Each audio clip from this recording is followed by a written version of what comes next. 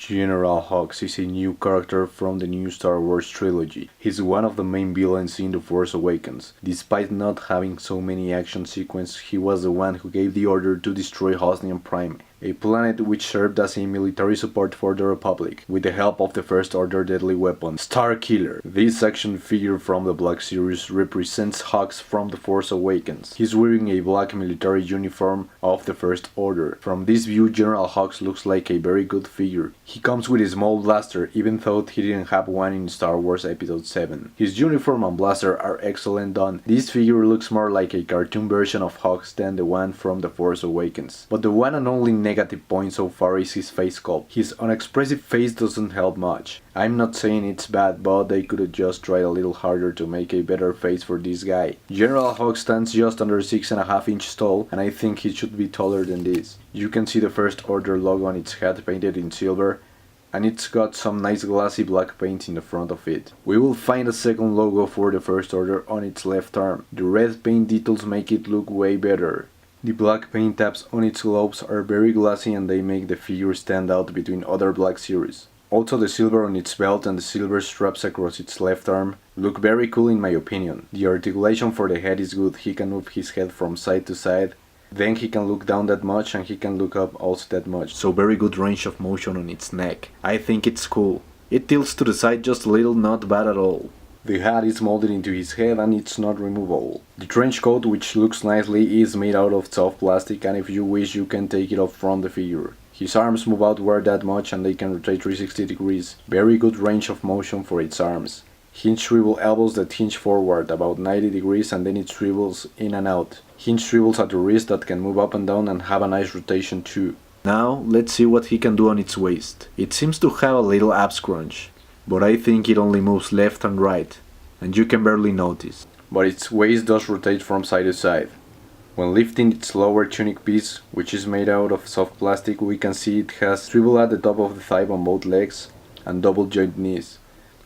There's a hinge on the ankle that can move up and down, and it does have ankle pivot and two little peg holes at the bottom of his feet. He can kick forward about that much. Of course, its skirt piece gets in the way. It's soft, but not as soft as the trench coat. Then he can kick backwards just about that much. Finally, his legs can move outward just that much. And like the gloves, same glassy look on the boots. Both hands are sculpted different. Despite of almost looking the same way, he has a trigger finger in its right arm and pointing fingers on its left arm. His face also has a glossy paint dab. That's probably the reason why I didn't like the face so much, because it's lacking in detail. In case you're wondering how General Hux looks without his trench coat, we will remove it now from the figure. Looking at him this way reminds me of Director Krennic. Don't think it's the same mold, but this uniform looks pretty similar, since they are both militia guys. This way we can see all the textures and details on its uniform. It has some cool lines on its torso going all the way down to its skirt. I think I like it more the way he looks like this without the trench coat. Not even looking skinny at all, for me it's kinda bulky. Then the wrinkles on its uniform are much appreciated this way. Nice wrinkles on its arms and legs. Unfortunately, my figure has some black paint tabs on its neck. It's like a paint mistake, but yeah, overall I'm happy that I got this figure after a long time. Just felt like they did a lazy job on its face, I say it once again, but that's only my opinion. Also, the silver on its belt and the silver straps across its left arm look very cool in my opinion, so it's not a fully black military uniform. I like that.